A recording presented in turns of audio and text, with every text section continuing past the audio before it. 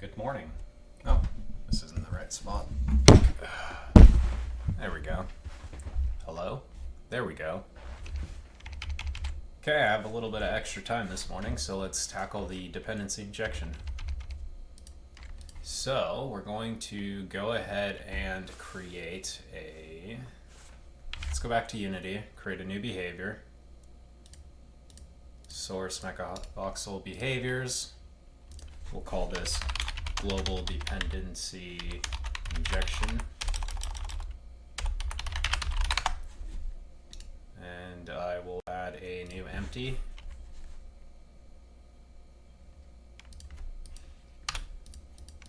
Oh, actually got it right here. Perfect. We'll attach this script. We're going to move this to the very top of the scene. And we'll add a default execution order here. Really far in the negative, so this runs before everything else. And we'll create a new namespace here for dependency injection and a class called scope.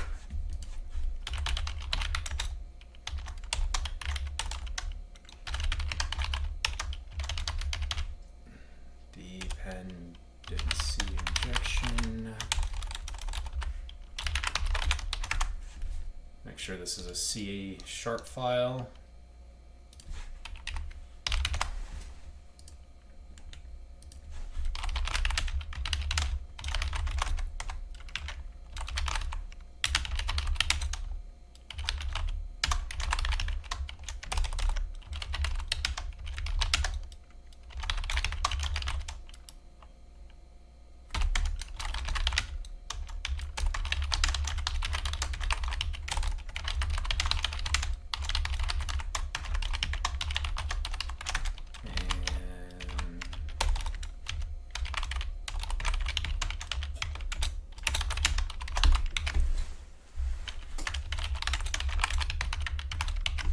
So let's do a private set on here.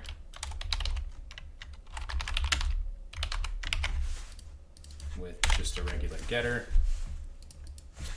And we'll do a public scope. And finally, we'll create a private dictionary.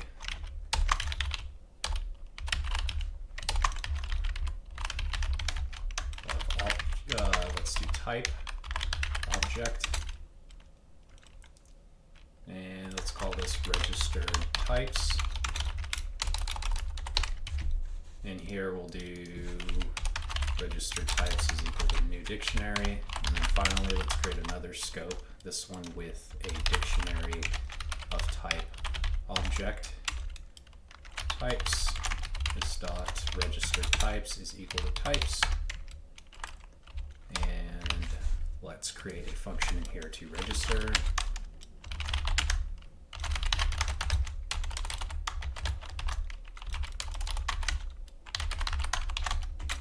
And a scope register object. Let's do, type T object O. We'll set this dot registered types add. We'll do T and O, and we'll return this. And then in the register function, we'll run this register with a type of T and entry.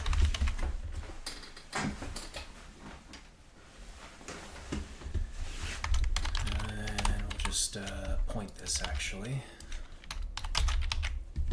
So, and we'll go ahead and register ourselves in both of these, and let's make a function clone. We'll return a new scope, and we'll use this dot registered types where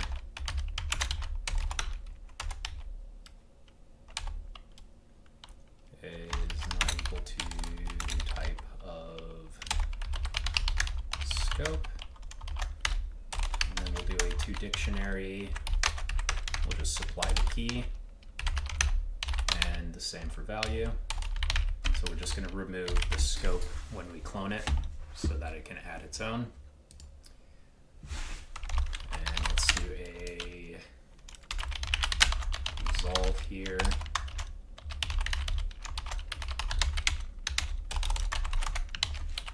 And we'll do another function, tResolve.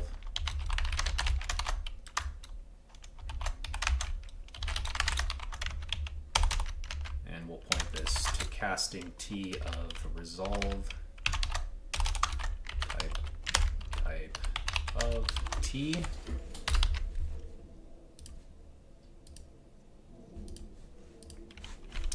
Okay, and this is where it's going to get a little bit more complicated. So first we'll just check if this dot registered types contains key. Then we're going to return registered types at that entry. Here we're going to actually need to do our creating. So let's get the parameters. So for our constructor,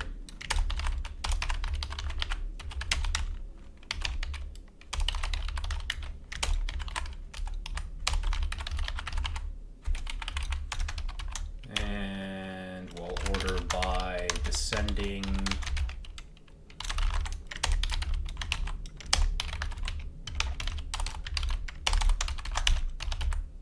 like so.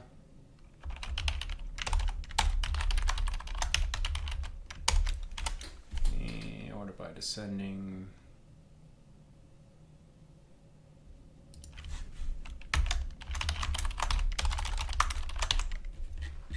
And we are using link.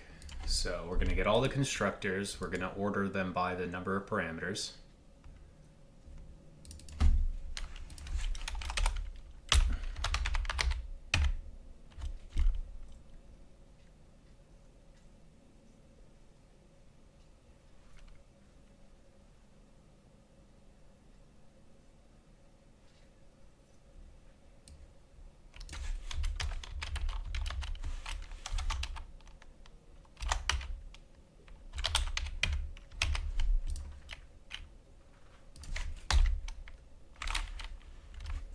What is it mad about here?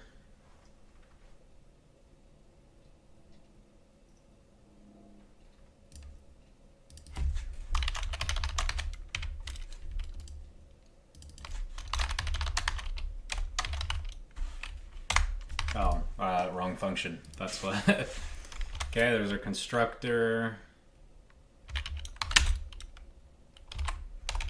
Our length will be equal to constructor.getParameters. Actually, let's just do these pars. And then we'll do a par length, which will be pars.length. And we'll do an object array constructed pars. And we'll use par length here. For int I is 0, I will be less than par length, I plus plus. Then we're going to constructed pars entry I will be equal to this dot resolve pars I dot type parameter type. And then finally, we'll return activator.createInstance, and we'll use the type and constructed pars as the parameters. So this will use our largest parameter, constructor, to create anything. Let's see what, and then there could be the potential for a failure here. So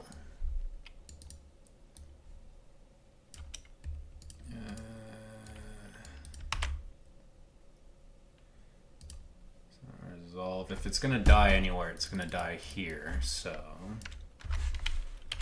Let's do a try catch exception. And then we'll throw a new dependency injection exception. We'll supply the original exception and the type. And this dot and this register types. I'll create a nested class here.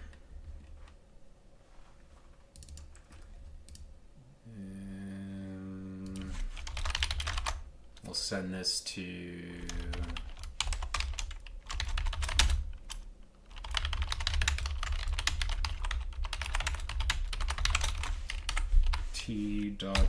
full name, and then we'll do an inner exception of the E, like so.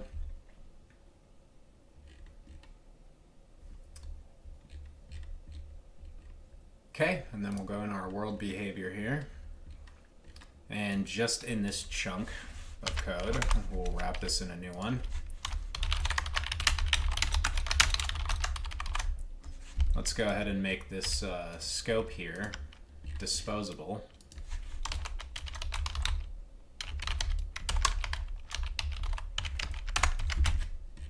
Which should be pretty easy. We're just going to set, we'll just wipe all the types. And we'll do scope dot register, and we're going to register this dot properties. Var chunk is equal to scope dot resolve chunk, and this dot chunk will be equal to that. Let's do it like so, and let's see if it works.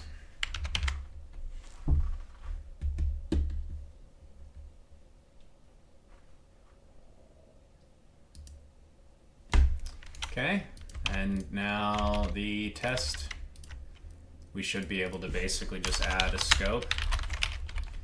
Then we can set this dot scope to scope dot clone dot register this, and then this will create our own scope with a chunk inside of it. So if we create anything inside chunk, it will know where it came from. And I'm going to go ahead and put a breakpoint here because I want to see what's going on.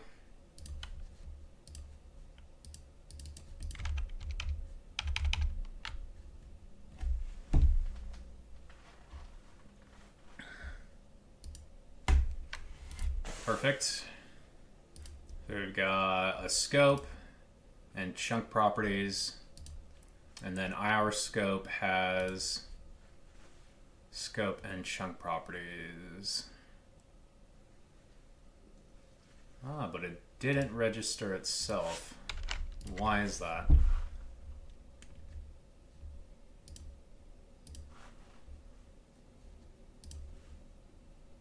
Oh, I see what's going on.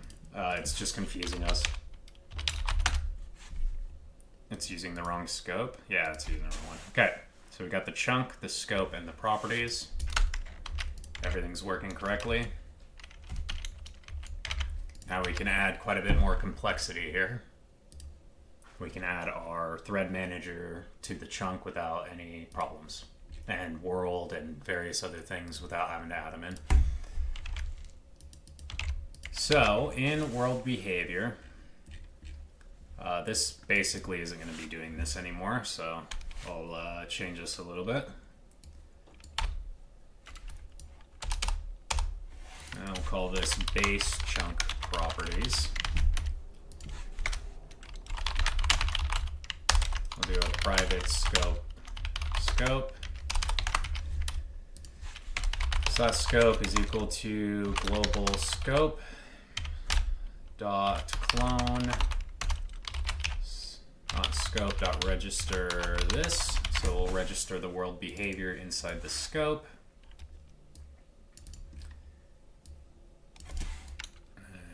take all these here, and we'll do a for int x is 0, x is less than, say, 10, y and z.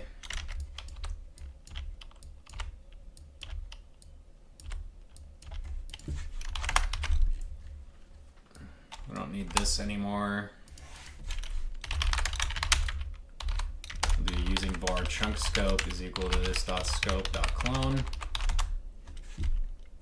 And then we'll register inside that a new chunk property. We'll set x equal to x, y equal to y, z to z, length equal to this dot base chunk properties dot length, width equal to this dot base chunk properties dot width, height this dot base chunk properties dot height, and finally grid size. Grid size, just gonna check in here, x, y, z, length, width, height, grid size, perfect. And what is it upset about?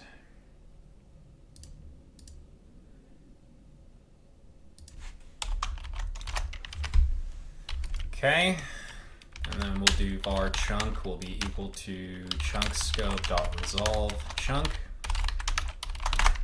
and then we'll do chunk dot generate, chunk dot render, and chunk dot m underscore draw. And now we should get a much larger area at the cost of some loading time.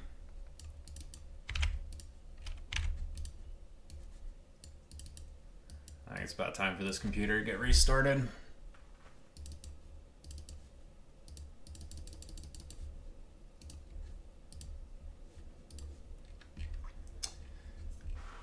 I know this looks like a lot of work for what we're doing here, but as the project grows, it's going to be a lot easier for us to keep track of things. For example, in our global scope here, we can register a like a thread manager who can keep track of like what needs to run on the main thread, what can run on, you know, alternative CPUs. Oh. Looks like I lost Unity Hub as well. And this doesn't need to be this way. The reason I have to fill it in like this is because we've got this serializable up here. Later on that won't be the case.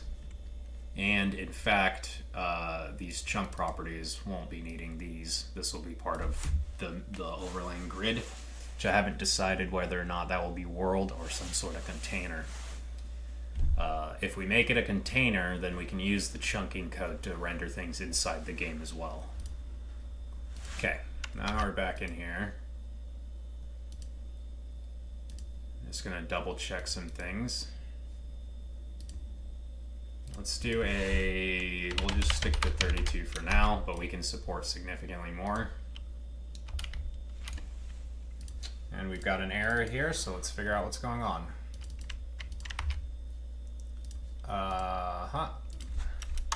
Global scope dot register global scope. Let's go ahead and register that. Oh, also we need to do on application quit. And let's go scope. Well, actually, this is going to clear itself out. Well, let's just do global scope dot dispose. We'll just wipe it just to be safe.